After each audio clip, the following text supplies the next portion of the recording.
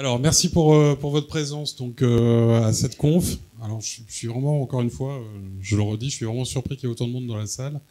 Parce que le sujet de la protection des données personnelles, et surtout le mot RGPD, de façon générale, c'est pas le mot le plus sexy en soirée, et c'est pas nécessairement ce qui fait venir le plus de monde dans une salle.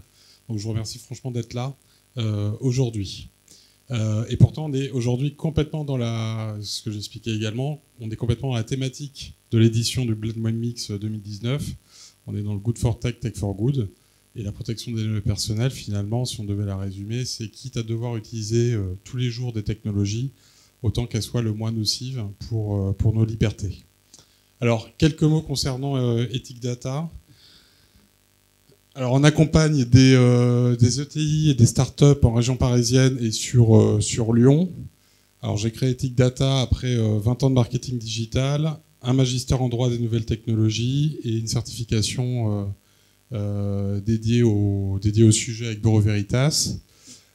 Et sur cet exercice-là, il y a 3 valeurs fortes que je défends. Et si vous choisissez un DPO en interne ou en externe, exigez de sa part ces 3 aspects-là. C'est d'abord la méthode, c'est le pragmatisme et la pédagogie. Ce sont vraiment 3 ingrédients fondamentaux pour qu'un projet RGPD puisse ne pas se perdre, puisse agréger les foules et devenir un véritable succès. En marge de cette activité, j'édite une petite newsletter le vendredi qui s'appelle DPO Friday. Donc, comme vous voyez les titres, c'est très vulgarisateur. Je trouve qu'aujourd'hui, il y a beaucoup d'articles sur les RGPD qui sont relativement illisibles, combinatoires, très secs et très juridiques, alors que finalement, les RGPD, on va le voir, c'est quand même beaucoup de réflexes de bon sens, et d'où l'adoption d'un ton relativement vulgarisateur. Ce qui me plaît le plus dans ce travail, c'est que je retrouve beaucoup de connexions, de liens avec un autre sujet qui m'intéresse de plus en plus, comme tout le monde probablement dans cette salle, qui est la cause environnementale. Il y a énormément de points communs entre la protection des données d'un côté et la protection de l'environnement de l'autre. Alors les points communs, ils commencent par le fait déjà que les enjeux qui sont derrière sont essentiels. D'un côté, on va préserver l'humanité, de l'autre côté, on va essayer de préserver le maximum de libertés fondamentales pour les individus. Parallèlement, il y a sont des causes qui sont fondées sur des textes assez fondateurs. D'un côté, vous avez les accords de Paris, de l'autre côté, le RGPD. On rentrera un peu plus sur le côté très fondateur et très universel du RGPD un peu plus tard. Et puis, tout comme pour la cause environnementale, ça va créer beaucoup de situations d'arbitrage. Aujourd'hui, vous vous posez la question, comment respecter la nature et garder mon confort et pas être dans une maison à 12 degrés. Ça va être à peu près pareil pour la donnée personnelle. Vous allez lui dire comment conserver d'un côté la liberté des individus et de l'autre assurer un minimum de sécurité et de lutte antiterroriste. Donc ça crée beaucoup de tensions et d'arbitrage. Ça crée aussi des déceptions d'un jour. Ah mince, les États-Unis ont quitté les accords de Paris, c'est une catastrophe, etc. Et concernant le RGPD, c'est souvent, oui, ok, d'accord, ça fait 500 jours que c'est en place, il n'y a pas eu de sanctions, il n'y a rien eu, on nous avait dit que ça allait être un cataclysme, et au final, il n'y a rien eu. Donc ça peut créer aussi des déceptions d'un jour. Ça peut créer aussi des comportements très paradoxaux. On est tous contents de manger des bananes bio, alors elles sont peut-être bio, mais elles ont traversé quand même l'Atlantique. Il suffisait peut-être de prendre une pomme, finalement, chez le producteur local.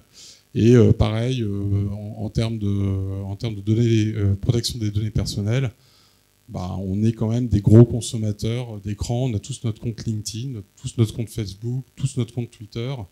Et c'est vrai que ça crée des fois des certains paradoxes. Autre point commun, c'est que dans les 2 cas, finalement, ça appelle au bon sens à des pratiques individuelles de chacun. Si chacun participe à sa hauteur au sujet, et en fait, il est assez certain qu'une bonne partie des objectifs seront tenus. Donc d'un côté, c'est éviter de laisser couler l'eau absolument pour rien, c'est vraiment tout con comme comportement. Et de l'autre côté, c'est tout simplement des fois adopter des mots de passe complexes qui réduiront le risque sur les données personnelles qui vous sont confiées. Et enfin, et on verra ça, on détaillera ce point à la fin, ça va vous ouvrir énormément d'opportunités business. Aujourd'hui, vous avez plein de marques qui font exactement les mêmes choses que les anciennes marques. La grande différence, c'est qu'elles sont positionnées sur des produits bio. Et ben aujourd'hui, vous avez plein d'entreprises qui développent des technologies. Et leur grande force, en fait, c'est qu'elles surfent complètement sur le principe de privacy. Petite différence, néanmoins, entre ces deux sujets, c'est que la prise de conscience, elle est peut-être plus récente. Alors c'est toujours un peu difficile de dater exactement la prise de conscience de l'un et de l'autre, mais la vraie prise de conscience du grand public, on peut estimer que c'est Cambridge Analytica, soit du 2016. Alors, quelques éléments déjà pour comprendre l'enjeu de la protection des données personnelles. Alors ça paraît un peu évident, si vous êtes là, c'est que vous y êtes déjà sensible, mais c'est bien de réduire en quelques slides l'étendue des enjeux. En l'espace de 30 à 40 ans, on est passé du tout papier au tout digitalisé, mais sur un ordinateur individuel. Ensuite, on est passé au tout mobile. On est passé à l'ordinateur connecté avec des services cloud, des services SaaS qui font que vos données quittent votre ordinateur. Et maintenant, on a les objets connectés. Je ne vous apprends rien, on ne va pas parler des heures de cette évolution digitale. Vous la vivez au quotidien. En revanche, ce que vous ne savez peut-être pas, c'est qu'un foyer moyen générera en 2025 6 fois plus de données personnelles de par ces nouveaux usages. Toutes ces données, elles sont interprétées. C'est quelque chose qu'on oublie souvent. Moi, je ne mets pas grand-chose sur Internet, je ne poste pas beaucoup. Mais en fait, quand on met des choses sur Internet, quand on a un comportement sur plein de services, on génère encore plus de données personnelles qu'on ne le pense. Il y a les données brutes que vous avez saisies, il y a les données, les métadonnées qui sont sécrétées par votre ordinateur, par votre logiciel, et puis derrière, vous avez les données interprétées. L'exemple, c'est Uber, qui l'année dernière a créé un brevet qui va prendre la donnée brute. Bernard, il veut prendre un taxi. Très bien, il souhaite un taxi 30 avenue du Général de Gaulle. Et puis il va avoir des métadonnées. Il est 2h du matin, Bernard il est à côté d'un bar. Et puis dans la façon d'utiliser son application, il est un peu hésitant entre deux écrans, il revient en arrière, etc. Et bien tout ça, ça va permettre d'interpréter que Bernard, a priori aux yeux d'Uber, a peut-être un peu trop bu et qu'il faudrait éviter de prendre Bernard en charge. Voilà. On n'en est qu'au début en termes d'interprétation. Une actualité très récente, vous l'avez peut-être lu, c'est le PDG de Google qui est en face de sa machine quantique. Donc en fait, on a atteint la suprématie quantique. Alors c'est assez compliqué d'expliquer le quantique. Je m'y hasarderai pas, mais retenez juste en fait que avec ce nouveau mode de calcul, cette machine arrive à calculer en 180 secondes ce qui pouvait être calculé par des serveurs, ce qui peut être calculé aujourd'hui par des serveurs habituels en près de 20 000 ans. Et puis c'est vraiment que le début. Le prochain enjeu, c'est la reconnaissance faciale. Alors la reconnaissance faciale, c'est formidable parce que vous n'avez rien à saisir, vous pouvez sortir en slip dans la rue, vous serez reconnu. On pourra identifier le fait que vous soyez allé dans tel ou tel lieu sans rien avoir fait. On pourra identifier aussi les sentiments qui peuvent être interprétés à partir de votre visage. On peut même aussi interpréter certaines maladies. Vous avez pas mal de maladies génétiques qui aujourd'hui entraînent une modification du visage et qui peuvent être interprétées par l'IA. Et puis on va se projeter dans 5-10 ans, c'est toujours compliqué de faire des prédictions, avec l'avancée des neurotechnologies. Alors les neurotechnologies, c'est génial parce que ça permet de récupérer les impulsions cérébrales et de les transcrire dans une machine. C'est ce que fait notamment Control Labs, qui a été racheté par Google, c'était à la rentrée, je crois. Alors c'est formidable parce qu'en termes de santé, ça ouvre des champs du possible incroyables, mais on peut aussi se poser des questions sur des détournements de finalité, puisque à peine pensé, vous pouvez peut-être qu'à terme, ça pourrait être déjà stocké quelque part et interprété. Le Chili, qui en ce moment est à feu et à sang et a priori aurait tout intérêt à penser à autre chose, a sorti la première loi d'encadrement des neurotechnologies. Alors le résultat du tout conserver, tout interpréter, ça peut donner des situations assez préjudiciables. Donc là, vous avez 3 exemples très concrets. Vous pouvez faire l'objet d'un biais algorithmique. Donc au Royaume-Uni, l'été dernier, 80% des suspects identifiés par la reconnaissance faciale, en fait, la reconnaissance était foireuse, ne fonctionnait pas bien. Ça peut être également l'IA qui peut détecter les maladies du foie à travers les emails, simplement parce que les maladies du foie impactent vos capacités cognitives. Et les capacités cognitives, alors je ne suis pas expert du sujet, mais manifestement, vous avez une dizaine de critères pour pouvoir les quantifier, les apprécier. Et dans la façon d'écrire un email, vous allez réduire des mots, réduire des phrases, utiliser certaines syntaxes. Et apparemment, ça permettrait de commencer à identifier certains types de maladies. Et enfin, on va avoir une pensée émue pour les policiers chiliens. On revient au Chili. Ça, c'était il y a 2 jours. Donc, c'est un pays qui est en état d'urgence, qui est à feu et à sang. La base de données de la police chilienne a été piratée. Et maintenant, on a toute les adresses des domiciles des policiers.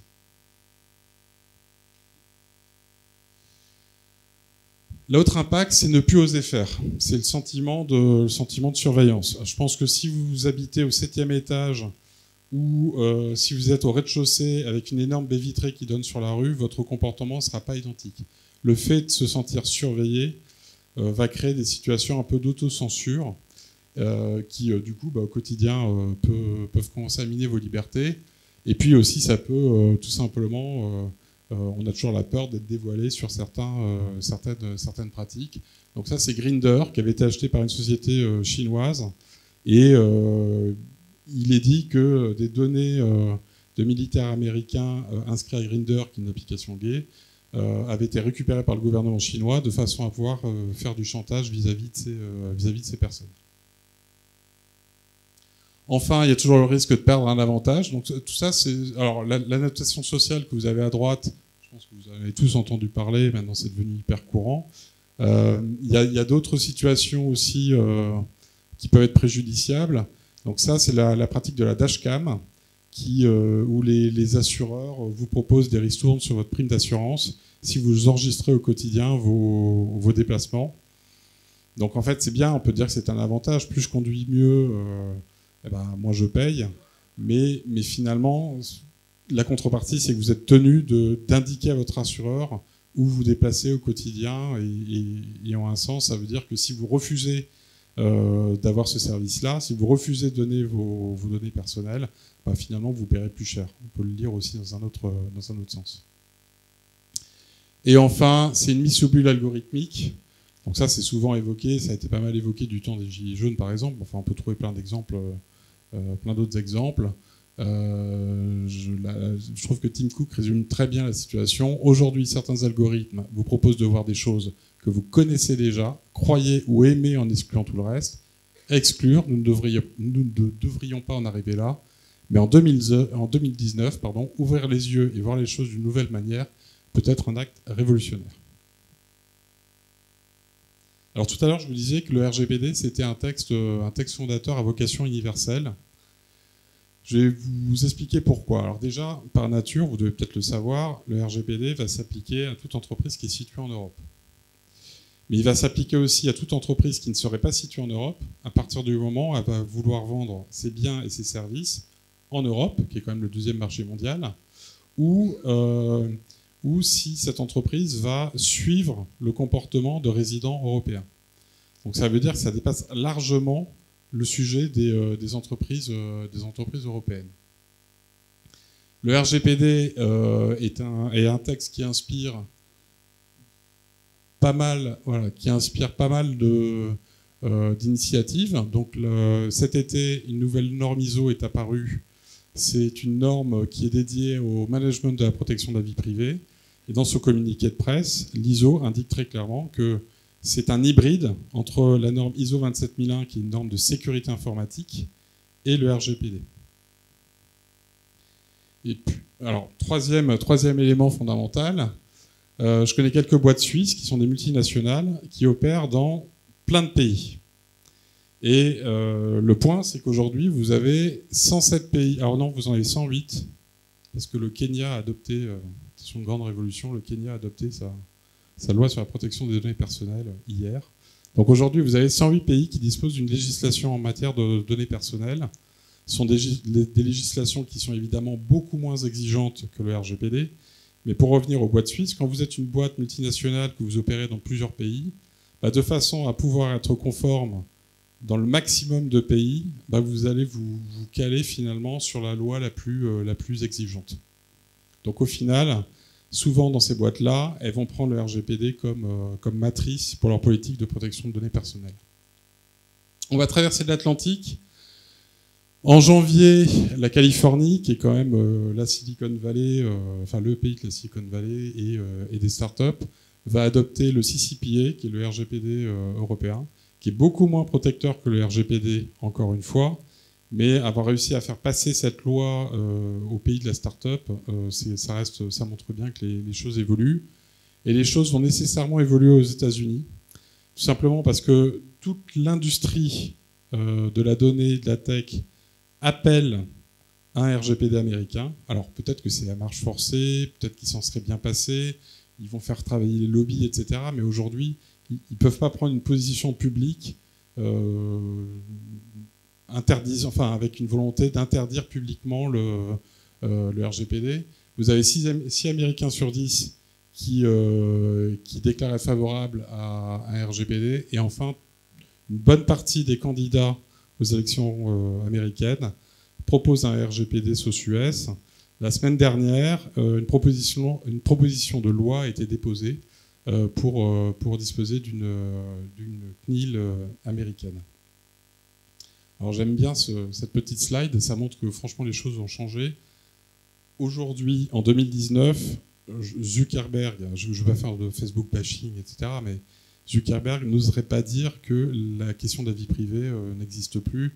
Il oserait plus dire que les gens sont super à l'aise avec le fait de partager de plus en plus de données de tout ordre. Et il y a plus de personnes. La norme sociale a évolué ces dernières années. Les derniers événements des 10 dernières années ont démontré que la norme sociale n'allait pas évoluer et que le respect de la vie privée, c'est complètement intemporel. Un exemple sur le fait que c'est complètement intemporel, dans les lettres de doléances, on est en 1789, on est loin de l'ère, je dirais, moderne. Dans les lettres de doléances, une des revendications essentielles, c'était d'avoir le droit à la correspondance privée. Ça démontre bien que c'est vraiment un sujet qui est complètement intemporel et qui dépasse les modes du moment.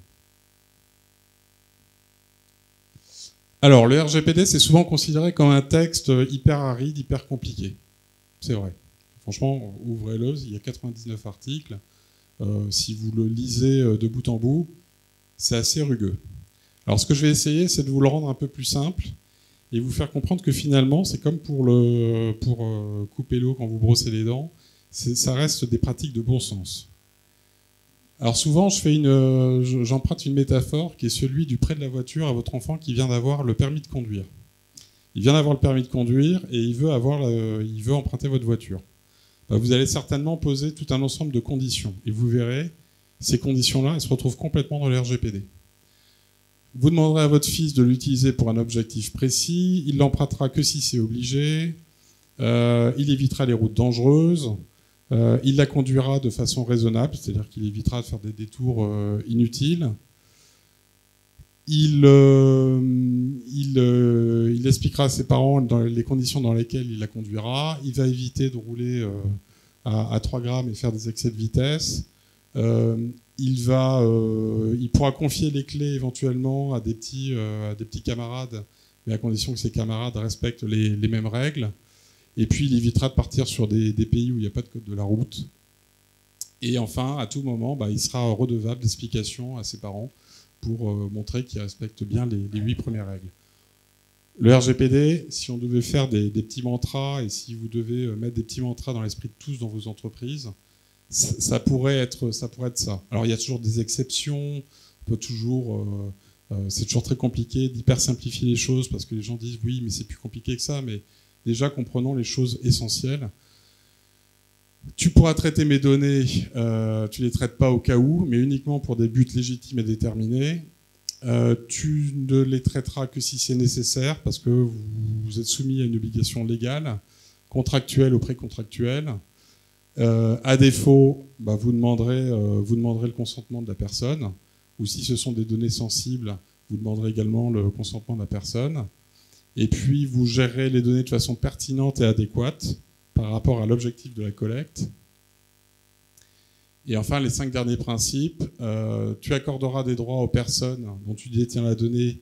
Et le premier droit essentiel, c'est d'abord de les informer des conditions de traitement. Tu mettras en place les mesures pour les conserver confidentielles, intègres et disponibles. Ça s'appelle la sécurité. On reviendra dessus. Tu encadreras l'action de tes sous-traitants qui les traitent. C'est comme le copain à qui on file les clés pour la voiture. Tu encadreras leur transfert hors Union européenne. Alors, petit point dessus, ça n'est pas sale d'envoyer ces données en dehors de l'Union européenne. Ce n'est pas une catastrophe. Vous le faites quasiment tous au quotidien parce que vous l'envoyez souvent à des boîtes américaines. Il y a une exception qui s'appelle le Privacy Shield. Et le Privacy Shield, en fait, fait que très régulièrement, moi je m'aperçois dans mes audits, très régulièrement, il y a plein de données personnelles européennes qui partent aux États-Unis. Tant que c'est auprès des 5000 entreprises qui sont enregistrées sur le Privacy Shield, il n'y a pas de réel problème, je dirais, en tout cas en termes de respect du RGPD. Il peut y avoir des sujets sur d'autres aspects, mais en tout cas d'un point de vue purement RGPD, ce n'est pas un sujet. Et enfin, tu sauras démontrer que tu respectes les 8 premiers points. Ça, c'est un point qui est vraiment très différent par rapport à ce qui se faisait avant. Avant, vous envoyiez votre déclaration, votre autorisation à la CNIL, et puis quand la CNIL venait, c'était à elle de démontrer que vous n'étiez pas conforme. Maintenant, les choses ont complètement changé depuis le 25 mai. Maintenant, vous n'envoyez plus de déclaration, vous ne faites pas d'autorisation. Et quand la CNIL vient, c'est à vous de démontrer que vous êtes conforme. En fait, en gros, vous êtes un peu présumé non conforme. C'est pour ça que vous devez avoir notamment un document qu'on appelle le registre. C'est une des marques de conformité, de démontrabilité, mais il y en a d'autres. Alors, je voudrais vous épargner 3 jours de consulting et je voudrais vous parler des 3 non-conformités les plus courantes. La première, ça porte sur les traceurs.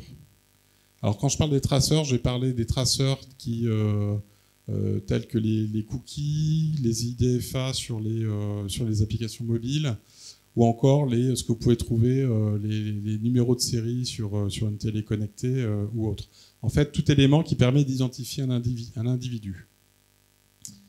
La règle, c'est que si ce traceur il est nécessaire au bon fonctionnement technique du service, vous n'avez pas le consentement de la personne à demander. Si l'objectif, c'est d'analyser l'audience, le principe, c'est que vous n'avez pas le consentement à demander, mais il y a quand même quelques exceptions. Donc là, il faut rentrer un peu dans la liste d'exceptions, on n'aura pas le temps. Et enfin, le consentement, il est requis pour tous les autres usages. Si vous placez ce traceur pour faire un ciblage publicitaire, pour mettre un bouton de partage, pour faire du géociblage, pour proposer MBD des autres services tels que des outils de chat, etc., il faut le consentement des personnes. Et ce consentement, et vérifiez bien quand vous rentrez demain dans vos boîtes, si ce consentement il répond à ces critères-là. D'abord, ça va être un consentement univoque. On va revenir dessus. Ça va être également un consentement démontrable. On va revenir dessus juste après. Mais ça ne peut pas être un consentement général. C'est un consentement qui est spécifique à chaque finalité. Les finalités, c'est ce que je viens d'évoquer auparavant.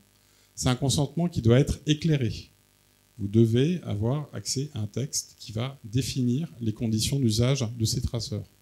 C'est un consentement qui doit être facile à donner et à retirer. Et il n'y a rien de nouveau. Depuis des années, il y a une exigence qui consiste à demander aux éditeurs de ne pas uniquement dire à leurs internautes « allez trifouiller dans votre navigateur pour enlever les cookies ». Ça n'a pas attendu le RGPD pour pas être conforme. Il faut que vous proposiez un outil qui permette de facilement, donc ça s'appelle un cookie manager, consent manager, de gérer le dépôt du traceur. Alors là, vous avez 2 exemples. J'aime pas le name and shame, donc je m'appelle. Enfin, bon, bref. Donc vous avez la marque qui pratique ça. Donc en poursuivant votre navigation sur ce site, vous acceptez l'utilisation de cookies pour vous proposer des services et offres adaptés à vos centres d'intérêt et à réaliser des statistiques de visite. Donc ça c'est bien, on voit bien les finalités. c'est de la pub et c'est de l'analytique, si ce n'est que le côté en poursuivant votre navigation, le consentement est un peu univoque. En gros, rien ne vaut un bon bouton j'accepte. Ou je refuse. Voilà. Autre point, là vous n'avez aucune facilité, c'est pas évident de donner son consentement ou le retirer. Un autre exemple, alors celui-là c'est le festival. Remarque, attention, ce site utilise des cookies et des technologies similaires. Si vous ne changez pas les paramètres, vous êtes d'accord. Donc là, on est au top. Donc là, autant dire que le consentement, il n'est pas hyper univoque, il n'est pas très spécifique à chaque traitement, on ne sait pas exactement ce à quoi on donne son consentement, et puis il n'est pas hyper facile à donner et à retirer. Alors, un point sur les traceurs. Vous en avez peut-être entendu parler. La CNIL a dit, écoutez, on va discuter. Alors le mot négocier peut-être pas très juste. On va discuter avec les acteurs du marché de façon à pouvoir vous donner des guidelines hyper précises. Donc, premières guidelines ont été données cet été. Il y a des discussions qui sont en cours avec la CNIL, avec les acteurs du marché pour éditer de nouvelles guidelines, ce qui fait qu'à partir de début 2020, vous aurez un texte très précis de la CNIL qui dira pour telle partie, eh bien, faites-le de cette façon ou d'une autre. Et à partir de 2020, les contrôles pourront être... la CNIL indique que les contrôles pourront être réalisés sur cette histoire qui est assez fondamentale de traceur. Il y a deux choses qu'on ne sait pas encore. C'est d'une part, est-ce que la CNIL va se comporter comme la CNIL bavaroise ? La CNIL bavaroise, l'automne dernier, a pris 100 entreprises, 100 sites web, dans les univers hyper différents, des grosses startups, des entreprises très traditionnelles, et en une journée, les a tous alignés. Donc est-ce qu'on va vers une sorte d'adopisation, c'est-à-dire que finalement, il y a énormément de contrôles en ligne qui sont réalisés, et ça va être des petites sanctions distribuées auprès de tout le monde, ou est-ce qu'on va se concentrer sur les plus grosses non-conformités ? On ne le sait pas. La deuxième chose qu'on ne sait pas encore, c'est le contenu du règlement e-privacy. Donc vous avez le RGPD qui traite des données personnelles de façon horizontale, et il y a un projet de règlement e-privacy qui va le régler de façon très verticale sur tout ce qui est marketing, notamment marketing direct. À date, ce qui est proposé dans le projet, mais ça fait 2 ans que les discussions vont dans un sens ou dans l'autre, il est probable que la gestion du consentement ne se fasse plus sur le site, mais se fasse au niveau des OS ou du navigateur. Donc il y a à Bruxelles, ça doit quand même, il doit y avoir du lobby assez puissant quand même, parce qu'il y a vraiment des gros enjeux derrière. Deuxième non-conformité, alors je rentrerai pas dans les détails, mais en gros, ce que je constate dans toutes les boîtes, on leur demande pas d'être Fort Knox. Ça serait bien déjà que ça soit des maisons avec un peu de briques et des parpaings, mais là aujourd'hui, ça ressemble à des grands barnums avec une tente en toile. En termes de sécurité, allez sur le site de l'ANSSI, vous prenez le guide des règles d'hygiène informatique, on ne parle pas de sécurité informatique, hacker nord-coréen, hein. Vous prenez les règles d'hygiène informatique et vous allez vérifier si ça correspond bien à vos pratiques sur vos postes de travail, sur vos serveurs de sauvegarde, serveurs de stockage, sur vos réseaux informatiques, etc. Pas la peine d'embaucher un RSI ou une boîte de sécurité informatique. Commencez déjà, entre guillemets, avant d'aller voir le médecin, commencez à vérifier déjà si vous brossez les dents et si vous marchez un peu tous les jours. Et là, je vous promets, on en est très très loin dans les boîtes. Troisième non-conformité, c'est la gestion des sous-traitants. Est-ce que vous avez déjà un contrat avec vos sous-traitants ? Ça, c'est très fréquent d'avoir des boîtes sans contrat. Et si vous avez un contrat, est-ce qu'il dispose des clauses RGPD correspondantes ? Et voilà, alors on reviendra un peu plus en détail dessus, je vois que le temps avance. Alors, comme pour l'environnement, vous avez des défaites d'un jour. La plus grosse défaite, c'est l'histoire des sanctions. On nous avait dit qu'il allait y avoir énormément de sanctions, que ça allait tomber dans tous les sens. Et finalement, qu'est-ce qui s'est passé ? Finalement, il y a 3 millions d'entreprises en France. Il y a 60 entreprises qui ont été sanctionnées depuis le 25 mai 2018. Il y a eu 25 entreprises qui ont été sanctionnées publiquement.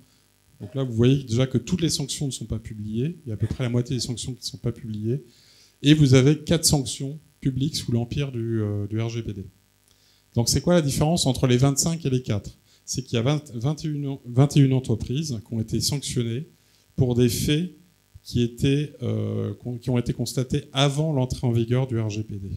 Et ça, c'est un point qu'il faut vraiment bien avoir à l'esprit. C'est qu'entre un signalement et une sanction, en général, vous avez 8 mois. C'est une petite moyenne. Et qu'est-ce qui s'est passé ? C'est que jusqu'en début 2019, la CNIL a dit « je serai hyper pédagogique, je ne serai pas dans la répression ». Donc depuis cet hiver, la CNIL maintenant marche sur deux jambes, une jambe répressive et une jambe pédagogique. Et on pourrait supposer que les débuts des sanctions pourraient apparaître d'ici début 2020. Concernant les 3 sanctions prononcées, on constate que ça reste quand même des petites entreprises. Vous avez même une TPE de 9 salariés. Et on voit quand même que le niveau de sanction a bien augmenté, puisque avant on était à 0,08% du chiffre d'affaires. Maintenant, on frôle les 2% du chiffre d'affaires. Donc le niveau de sanction va grandir. Et enfin, mais ça concerne surtout les très grandes entreprises B2C, le RGPD propose la possibilité de faire des actions collectives. On peut citer celle qui a été menée par la Quadrature du Net, avec 12 000 signataires en 10 jours, qui visait tous les GAFAM, parce qu'il y avait Microsoft dedans. En janvier, il y a eu la première sanction pour Google, donc tout le monde en a parlé. C'était une sanction assez importante, alors peut-être pas importante à la hauteur du chiffre d'affaires de Google, si on est d'accord, mais en tout cas, on était loin du 300 000 € maximum. Donc Google a été partiellement sanctionné. Et pour Apple, Facebook, Amazon, Microsoft, tout est parti à la CNIL irlandaise, qui est compétente pour traiter le sujet RGPD pour ces acteurs-là. Et autant dire que c'est quand même des gros dossiers, donc on dépasse largement les 8 mois de traitement. La bonne nouvelle, c'est que ça va vous ouvrir plein d'opportunités. La première opportunité, c'est de pouvoir sécuriser vos données. Vous avez 9 entreprises sur 10 qui se sont mises en conformité, qui estiment avoir renforcé leur niveau de sécurité. Quand vous renforcez la sécurité des données personnelles, vous renforcez quand même la sécurité de votre entreprise de façon générale. Et en général, 4 sur 10, c'est surtout le premier bloc à gauche qui me fascine, c'est en gros à peu près la moitié des entreprises ont adopté des mesures de sécurité standards. Ça fait un peu peur parce qu'on a l'impression qu'avant, elles ne les avaient pas adoptées. Elles ont, pour 40%, elles ont aussi formé leurs collaborateurs au risque. Et enfin, pour 40%, elles ont travaillé sur le contrôle d'accès et sur le chiffrement des données. L'autre opportunité, c'est de renforcer la confiance de vos salariés et de vos clients. Vous avez 8 entreprises sur 10 qui se sont mises en conformité, qui estiment avoir renforcé ce lien-là. C'est pas étonnant, puisque en fait, en l'espace de 2 ans, vous avez vous avez beaucoup plus de Français, en tout cas, qui sont sensibles à la protection des données personnelles. Ça se traduit également par une hausse des plaintes auprès de la CNIL, plus 30% en 1 an. Et vous avez quasiment 8 Français sur 10 aujourd'hui qui ont entendu parler du RGPD. Alors pour tout vous dire, cette stat de 8 Français sur 10, ça me surprend toujours un peu parce qu'il y a plein de gens qui n'ont toujours pas compris ce que je faisais dans la vie. Donc, enfin, alors ça c'est une slide que je trouve assez intéressante. Allez piquer dans vos budgets marketing et les gens qui sont en charge du RGPD, allez piquer dans le budget marketing. Tout simplement parce que quand vous faites un match, quand vous demandez à un consommateur est-ce qu'il partage plus volontiers ses données contre des garanties en termes de respect des données ou contre un coupon de réduction, eh bien la réponse, voilà, 63% pour la garantie de respect de leurs données et 47% contre le coupon de réduction. Alors là aussi, il faut le remettre en perspective. On veut tous acheter des fruits bio. Alors je vois le monsieur au fond qui dit oui, mais allez-y. Exactement. En fait, c'était un choix multiple. Voilà. Je suis habitué à l'observation, donc je préfère passer devant. Non. Ça fait bien 110%, mais c'était un choix multiple. Si vous rajoutez d'ailleurs les autres, la proximité du magasin, etc. et tout, là on arriverait à 230%. Alors voilà, après, évidemment, c'est comme tout, hein, tout le monde va faire ses courses et tout le monde se dit, c'est bio, c'est bien, c'est local, c'est plus cher, est-ce que je le prends, je le prends pas? Et puis des fois, vous avez des moments de l'acheter. Les moments de l'acheter, on les a également quand on donne ses coordonnées pour un coupon de réduction. Mais en tout cas, on peut se dire quand même qu'il y a une prise de conscience. Alors, je vois que le temps tourne, donc on pourra se voir éventuellement en aparté. Si vous êtes des éditeurs de logiciels SaaS, c'est la possibilité pour vous d'implémenter de nouvelles fonctionnalités et d'être plus attractif sur le marché. Vous êtes un peu comme Renault, vous fabriquez des voitures, et les conducteurs doivent respecter le code de la route. Vous fabriquez des logiciels et vos clients doivent respecter le RGPD. La différence avec Renault, c'est que Renault n'est pas responsable. Vous, en tant que sous-traitant de données personnelles, vous l'êtes également. Donc là, vous avez plein de pistes pour aider vos clients à être conformes. Alors le temps passe, donc je ne vais pas pouvoir aller plus loin, mais un exemple qui est assez fréquent, c'est créer des alertes en cas de commentaires illicites. Vous avez plein de boîtes qui sont fait aligner parce que le commercial a mis des commentaires un peu légers, à minima un peu légers, sur certains clients qui n'avaient pas lieu d'être. Vous avez Academia, vous avez Foncia, tout ça c'est hyper public. Vous avez Europe 1 qui s'est fait aligner. Un truc qui est pas mal, si vous éditez par exemple un logiciel de CRM, c'est d'implémenter un dispositif qui permettrait de créer des alertes si certains mots sensibles apparaissent. La liste est hyper longue, hein. Le temps passe, donc je ne peux pas rentrer dans les détails, mais c'est aussi permettre des habilitations fines. Par exemple, un truc tout bête, c'est vous créez un profil utilisateur, proposer la fonctionnalité qui consiste à dire cet utilisateur aura des droits jusqu'au 30 août. Ça peut paraître tout bête, mais quand vous avez un CDD qui arrive ou un stagiaire qui arrive, vous savez au moins que quand vous lui avez ouvert un compte et un accès au CRM, et au départ de cette personne-là, automatiquement, il n'aura plus accès au CRM. Voilà. Vous en avez plein d'exemples comme ça, on pourra se voir après si vous voulez évoquer ce point-là. La protection des données, qu'elles soient personnelles ou pas personnelles, c'est un énorme business. S'estime à 120 milliards de dollars. Que vous soyez éditeur de logiciels, société de conseil, que vous soyez dans l'implémentation, le support, la maintenance, vous avez des vraies opportunités de business. Donc là, je parle pour les entrepreneurs. Quelques exemples. Donc ça, c'est une boîte allemande qui s'appelle Purism, qui propose des ordinateurs et des téléphones qui respectent le maximum de la privacy avec une sélection très restrictive du matériel et des logiciels qui sont dedans. Vous avez également OneTrust. OneTrust, c'est le one-stop shopping du RGPD. OneTrust propose aux entreprises plein de petits modules qui vont vous permettre d'être conforme au RGPD. C'est une entreprise qui s'est créée aux États-Unis 2 mois après la signature du RGPD. Aujourd'hui, elle est valorisée à 1,2 milliard de dollars. Ça paraissait être une bonne idée. Truata. Alors Truata, j'aime beaucoup cet exemple-là. Souvent, on dit oui, c'est très bien le RGPD, etc. Mais le problème, c'est que on peut pas faire d'analytics, on peut plus comprendre nos clients. Faut demander le consentement de nos clients, donc on a moins de données, elles sont moins fiables, donc on aura une moins bonne intelligence artificielle et on va se faire laminer par les asiatiques, c'est dramatique, etc. Et tout. Bon, Truata, c'est un peu la réponse en fait à ce sujet-là. Truata, je vais vous donner un use case de Truata pour vous faire comprendre. Ils travaillent avec des constructeurs de voitures connectées. Les constructeurs de voitures connectées veulent comprendre comment les conducteurs utilisent leurs véhicules. Mais pour cela, pour récupérer toutes ces données, il faut le consentement des conducteurs. Évidemment, le consentement, la plupart du temps, n'est pas donné.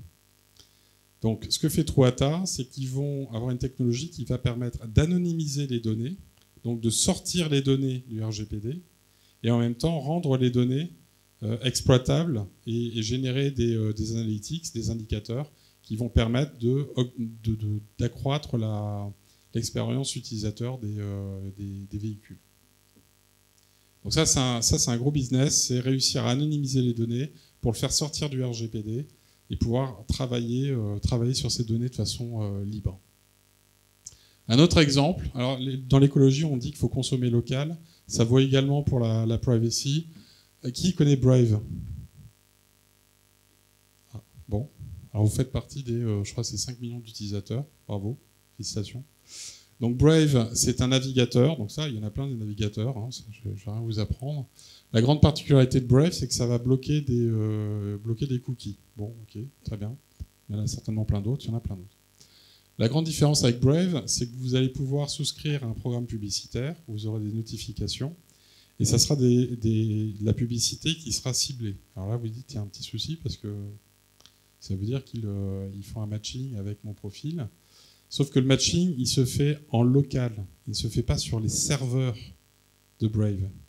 Donc ça permet de faire de la publicité ciblée sans pour autant manipuler des données personnelles à distance des utilisateurs. Et après, la publicité, au fur et à mesure que vous recevez des notifications, ça va créditer un porte-monnaie virtuel. Et ce porte-monnaie virtuel, vous pourrez le redistribuer auprès de producteurs de contenu. Enfin, il y a toute une démarche chez Brave qui est assez intéressante. Mais ce qu'il faut retenir, c'est que le matching, il se fait au niveau local. Un autre exemple de consommer local, c'est Solid. Alors Solid, c'est un projet qui a été initié par Tim Berners-Lee, qui est juste le fondateur du web, donc il a une certaine crédibilité. Et en fait, le principe, c'est une technologie open source qui va permettre d'avoir en local, sur votre ordinateur, toutes vos données personnelles. Et à partir de ce pod, vous pourrez décider d'envoyer, de retirer à tout moment, c'est un peu comme une console, les données personnelles auprès de tel ou tel service. Alors pour l'instant, c'est très exploratoire. Il y a une entreprise, Inrupt, donc ça c'est une boîte privée pour le coup, c'est pas une fondation qui utilise cette technologie. Mais l'idée, c'est je vous disais tout à l'heure, maintenant, toutes les données ont quitté nos ordinateurs, partent dans le cloud. Il y a une volonté un peu de consommer local et du coup de mieux se protéger. Alors pour conclure, le RGPD, il a une obsolescence programmée, il a vocation à durer 20 ans. Il est en vigueur depuis 1 an et demi. Alors en année homme, j'aurais pu vous le faire en année chien, mais je vous le fais en année homme, ça fait 6 ans. Donc le RGPD, c'est quand même un petit garçon de 6 ans. Donc vous avez peut-être des enfants de 6 ans, ou vous en avez peut-être eu. Un enfant de 6 ans, c'est souvent épuisant. Vous ne comprenez pas toujours ce qu'il dit. Mais moi, ce que je vous invite vraiment, et puis des fois, il vous empêche de sortir le samedi soir. Bref, c'est un peu... ça peut être toujours des fois un peu compliqué, mais finalement, le RGPD, c'est pareil. Moi, ce que je vous invite, comme avec cet enfant de 6 ans, c'est avoir de l'indulgence, à essayer de le comprendre, à le faire grandir. Et ce qui est certain, c'est que ça sera un pari gagnant, que vous soyez chef de projet, directeur informatique, directeur marketing, ou tout simplement citoyen. Merci.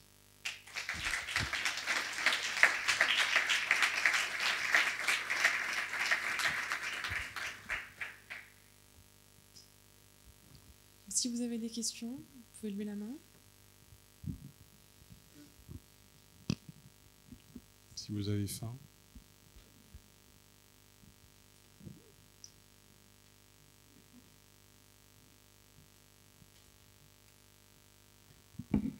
Bon, elle n'est pas encore bien dans ma tête, mais comme il n'y avait personne, j'en profite.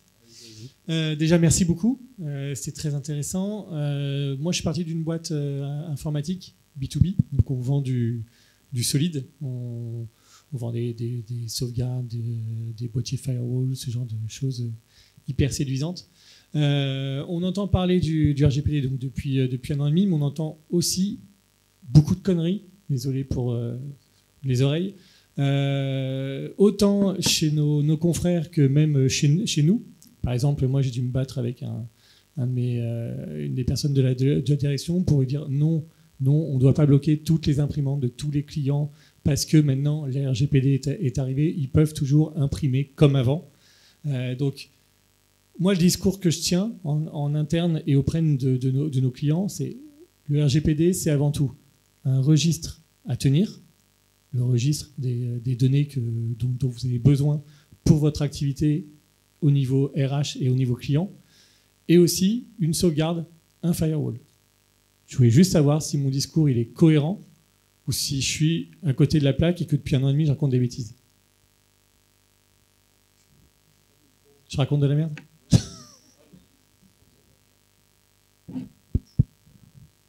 Ah. Il marche? D'accord. Ok, ben j'avais pas absolument pas le même retour, c'est pour ça que je pensais qu'il marchait pas. Pardon?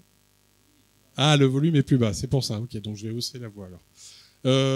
Donc vous êtes bon mathématicien et vous ne racontez pas que des conneries, donc pour reprendre votre expression. Alléluia. Voilà, alléluia. Bon, alors alors déjà, quand on parle dans votre situation, quand on parle du RGPD, ça dépend de quel côté vous vous situez. Est-ce que vous vous situez côté sous-traitant? Et vous êtes sous-traitant, si. Oui, je n'ai pas complètement compris votre activité, mais a priori vous êtes sous-traitant de ce que vous m'avez dit.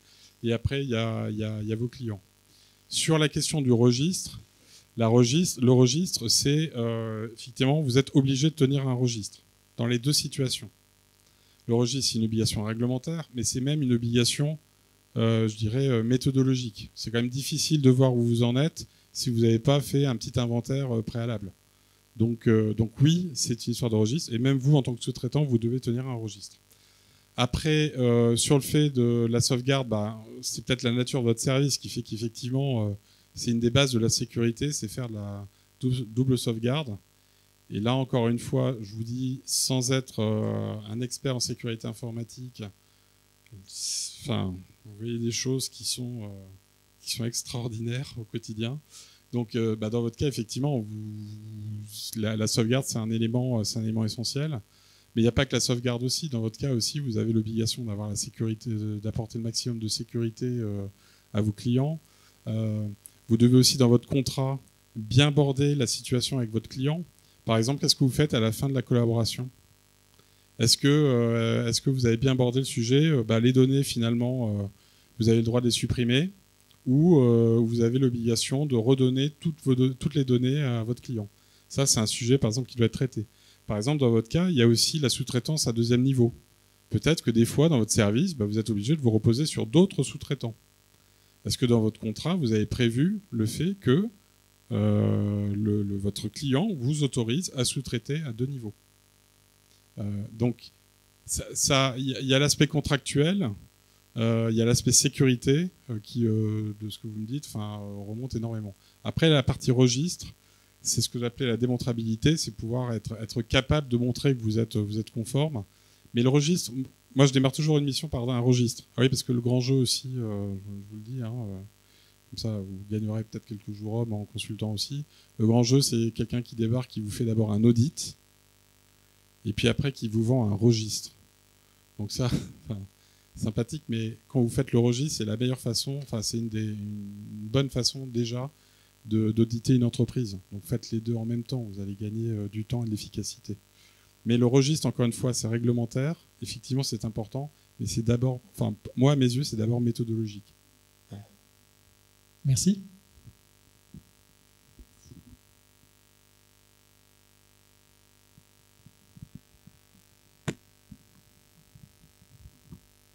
Bonjour. Bonjour. Bon, j'ai faim, alors je vais essayer de faire vite. On a tous faim.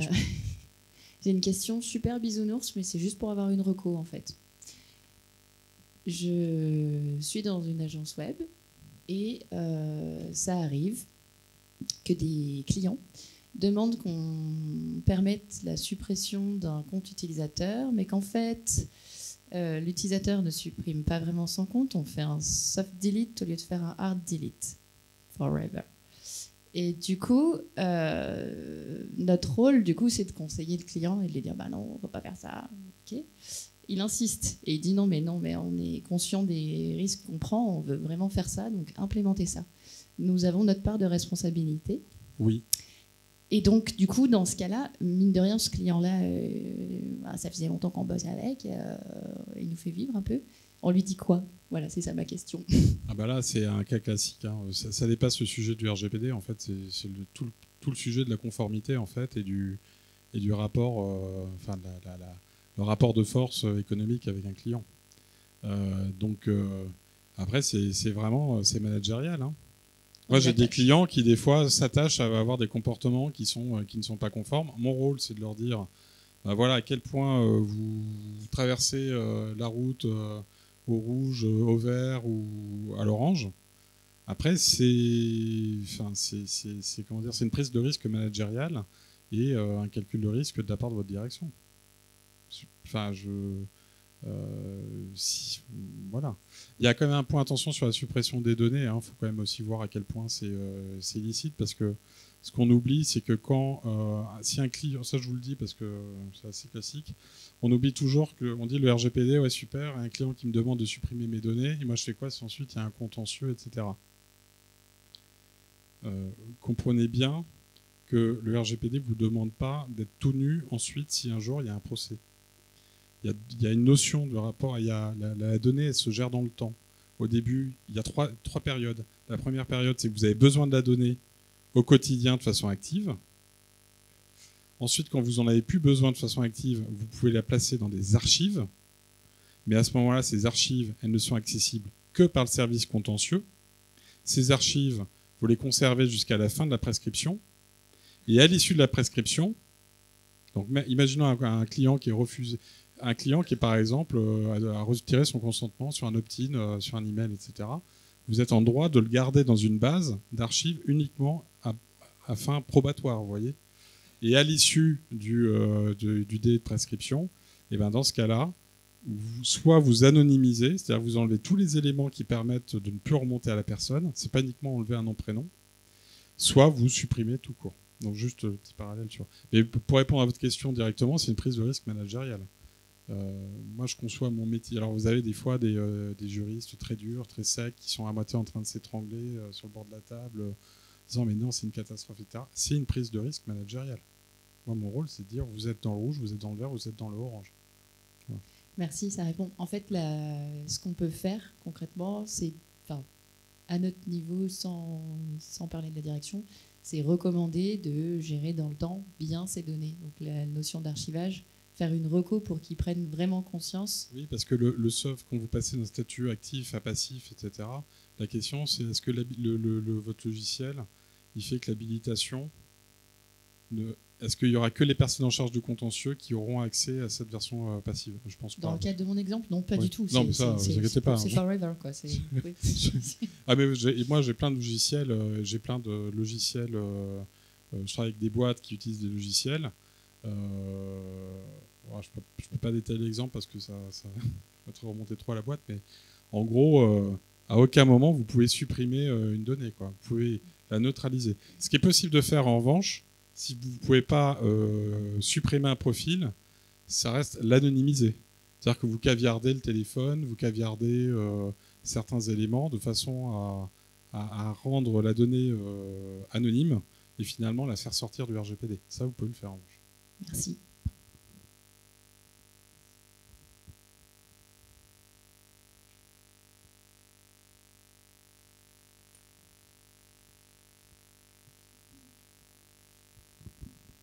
Alors, on a parlé des clients, et j'avais une question sur les prospects.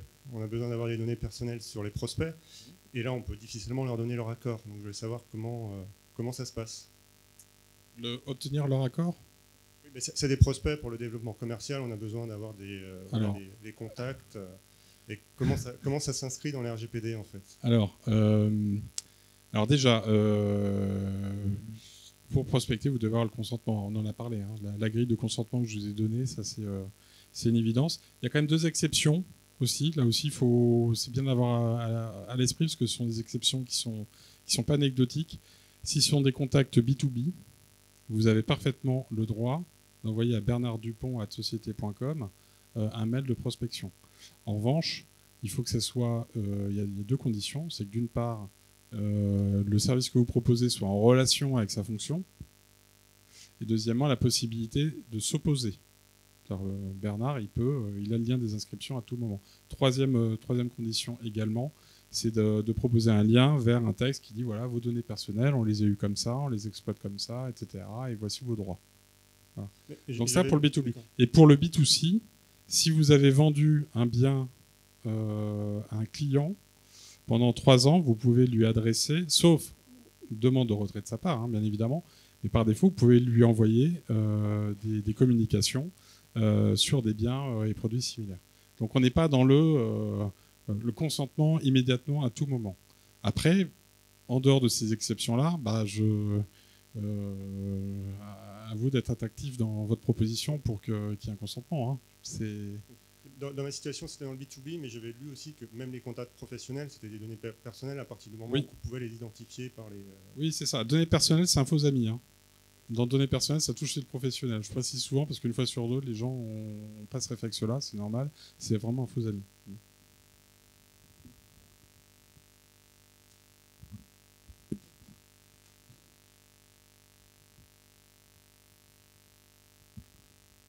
Bonjour, alors moi j'ai une question. Donc je travaille pour un client qui a un logiciel en SaaS et du coup intégrer la RGPD pour que ça réponde aux besoins de chaque client de ce logiciel.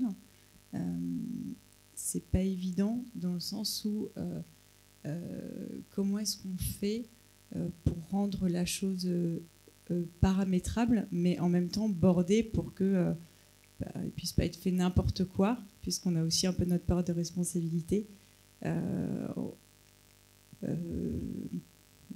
Par exemple, enfin, vous donniez l'exemple on garde les données jusqu'à un certain moment, qu'on considère comme étant un moment où on n'a plus besoin. Il se trouve que là, c'est un CRM, donc ça veut dire quoi, un certain moment pour quel client? Peut-être qu'un client va considérer qu'il a besoin de garder les données ad vitam aeternam parce que la personne peut revenir. Enfin, c'est 3 ans la norme. Alors pour le coup, des fois, les durées, on les a pas. Il faut composer avec du bon sens et on est toujours incertain. Là, concernant la norme client, on va dire prospection client, c'est 3 ans à partir du dernier contact. Vous avez un client, par exemple, à qui vous envoyez des mails réguliers. Il l'a ouvert, c'est pas un dernier contact. Vous avez un client qui a cliqué sur le lien, c'est considéré comme un dernier contact. Donc là, alors un point aussi, une bonne aide, une bonne ressource, c'est vraiment le site de la CNIL. La CNIL, c'est vraiment, pour le coup, c'est aussi le DPO des PME. Hein. Ils font énormément d'efforts en termes de pédagogie et vous retrouverez plein d'informations hyper précises, notamment sur la question de la prospection commerciale. Par exemple, dans ce cas-là, dans un exemple très précis, le logiciel SaaS que vous utilisez, ça serait formidable. Après, ils ne peuvent pas non plus être parfaits sur tout, mais ça serait une super fonctionnalité de pouvoir gérer le 3 ans à partir du dernier clic de mail, par exemple. Voilà. Bon, le logiciel, on pourrait revenir sur la slide, il est un peu tard, mais on peut en discuter en aparté, mais vous n'aurez jamais un logiciel de SaaS qui cochera toutes les cases. Hein. Mais le but du jeu, c'est selon les métiers, il y a des fonctionnalités qui sont un peu plus essentielles que d'autres. Si c'est un logiciel qui va traiter des données professionnelles, des données personnelles, ça va faire la différence. Si c'est un logiciel qui a vocation à avoir des millions de lignes ou finalement que 300, 400 lignes parce que vous êtes une entreprise du B2B dans l'industrie et que vous n'avez pas énormément de contacts, le niveau d'exigence, ça ne va pas être le même. Si vous êtes un logiciel qui va manipuler des données sensibles ou pas de données sensibles, vous voyez, il y a une part d'appréciation. Ce qui est quand même important de retenir, c'est qu'il y a quand même une part d'intention aussi. C'est-à-dire que, et c'est inscrit dans le RGPD, c'est pas uniquement qu'un comportement des autorités de contrôle. Dans le RGPD, il est inscrit que la notion d'intention, de conformité, de bonne foi, de bonne volonté, c'est quelque chose quand même qui va réduire fortement le risque d'amende. En revanche, à partir du moment où vous aurez détecté que vous n'êtes pas conforme et qu'en interne, vous avez dit « Ok, ça a été bien écrit, super, on n'est pas conforme, mais on prend notre risque », là, c'est plus compliqué. Bisnode en Pologne s'est fait massacrer, pas parce qu'ils avaient fait quelque chose de non conforme, c'est surtout qu'ils avaient en interne, il y avait des mails qui démontraient bien qu'ils savaient parfaitement qu'ils n'étaient pas conformes et qu'ils y allaient quand même grand vert parce que business first. Ça vous cloue un peu quand même.